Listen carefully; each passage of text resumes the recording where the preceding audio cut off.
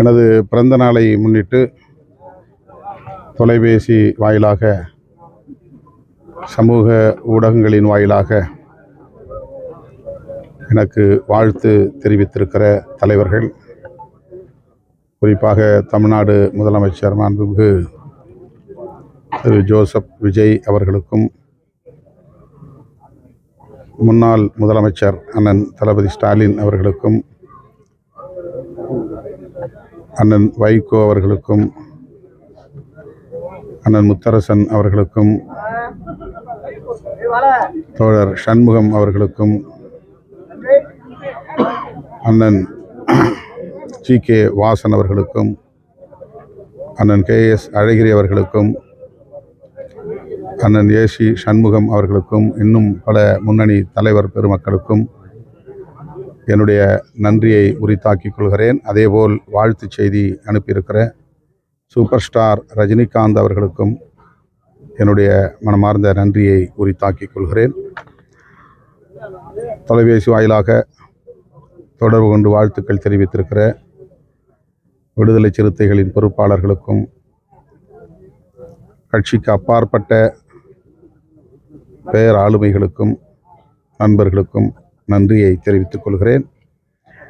இன்றைக்கு விடுதலை சிறுத்தைகள் கட்சியின் சார்பில் தமிழ் தேசிய எழுச்சி மாநாடு உளுந்தூர்பேட்டையில் நடைபெறுகிறது. தேர்தலுக்கு முன்னரே இந்த மாநாட்டை நடத்துவதாக நாங்கள் அறிவித்தோம். தவிர்க்க முடியாத காரணங்களால் தள்ளி வைக்கப்பெற்று இன்றைக்கு நடைபெறுகிறது. சாதி ஒழிப்பு, மதச்சார்பின்மை, மாநில சுயாட்சி, இந்திய அளவில் தேசிய இனங்களின் ஐக்கியம் என்கிற அடிப்படையில் தமிழ் தேசியத்தை விடுதலை சிறுத்தைகள் கட்சி முன்னிறுத்துகிறது.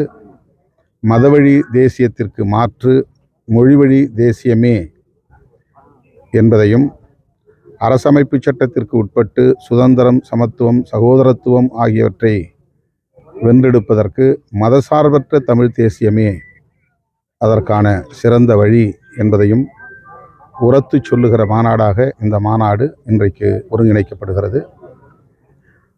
தோழமை கட்சிகளில் இருந்து யாரையும் இந்த மாநாட்டுக்கு அழைக்க இயலவில்லை. விடுதலை சிறுத்தைகள் கட்சி மட்டுமே பங்கேற்கிற மாநாடாக இது முதல் முறையாக ஒருங்கிணைக்கப்படுகிறது. வானிலை ஆய்வு செய்யும் வல்லுநர்கள் கூறியதன் அடிப்படையில் மாலை 6 மணிக்கு மேல் நல்ல மழை பெய்யும் என்கிற காரணத்தால் இந்த மாநாட்டை சற்று முன்னதாகவே தொடங்கி முன்னதாகவே முடிக்க முடிவெடுத்திருக்கிறோம். 1 மணிக்கு இசை நிகழ்ச்சியோடு மாநாடு தொடங்குகிறது. 5 அல்லது 5:30 மணிக்கு மாநாட்டை நாங்கள் நிறைவு செய்ய இருக்கிறோம். மாநாட்டு தீர்மானங்கள் வாசிக்கப்பெற்ற பிறகு கட்சியின் முன்னணி தலைவர்கள் 5 பேர் உரையாற்ற இருக்கிறார்கள். அவர்களை தொடர்ந்து நான் நிறைவாக பேச இருக்கிறேன். ஏறத்தாழ 13 தலைப்புகளில் மாநில உரிமைகள் தொடர்பாக, தமிழீழம் உள்ளிட்ட தமிழ் தேசிய அரசியல் உட்பட 125 தீர்மானங்களை இந்த மாநாட்டில் நாங்கள் முன்மொழிந்து நிறைவேற்ற இருக்கிறோம். தாவேக அரசு அமைஞ்சு 100 நாள் நிறைவு பெறுது. நீங்க கூட்டணி அமைச்சரவையில் எப்படி பார்க்குறீங்க? தாவேக அரசு அமைந்து 100 நாட்களை வெற்றிகரமாக முடித்திருக்கிறது. இப்போது பட்ஜெட் கூட்டத்தொடர் வெற்றிகரமாக நடந்து கொண்டிருக்கிறது. தமிழ்த்தாய் வாழ்த்துக்குத்தான் தமிழ்நாட்டில் அனைத்து நிகழ்ச்சிகளிலும் முதலிடம் என்கிற முன்னுரிமையை வழங்கி தீர்மானம் நிறைவேற்றிய முதல்வருக்கு இந்த நேரத்தில் நான் நன்றி சொல்ல, பாராட்ட கடமைப்பட்டிருக்கிறேன். கர்நாடகத்தில் சில இளைய தமிழ் இளைஞர்கள், தமிழர்கள் 3 பேர் அண்மையிலே மாடு மேய்க்க சென்ற இடத்திலே துப்பாக்கி சூட்டால் பலியாகி இருக்கிறார்கள். துப்பாக்கி சூட்டிற்கு இரையாகி இருக்கிறார்கள். இது மிகுந்த கவலை அளிக்கிறது. இந்த போக்கை கண்டித்து முதலமைச்சர் அவர்கள் அறிக்கை வெளியிட்டிருப்பது ஆறுதல் அளிக்கிறது. தொடர்ந்து இப்படி வனத்துறையினர் தமிழர்களுக்கு எதிரான துப்பாக்கிச் சூடுகளை நடத்தி வருவது அவ்வப்போது நடந்தேறி இருக்கிறது. ஆகவே இதை தடுப்பதற்கு முதலமைச்சர் உரிய நடவடிக்கைகளை மேற்கொள்வார் என்று நான் நம்புகிறேன். அதேபோல அமுதன் என்கிற கல்லூரி மாணவன் அடித்தே கொலை செய்யப்பட்டிருக்கிறான். கல்வி நிறுவனங்களில் கஞ்சா உள்ளிட்ட போதைப் பொருள்கள் புழக்கம் இருக்கிறது என்பதை இந்த சாவு உறுதிப்படுத்தி இருக்கிறது.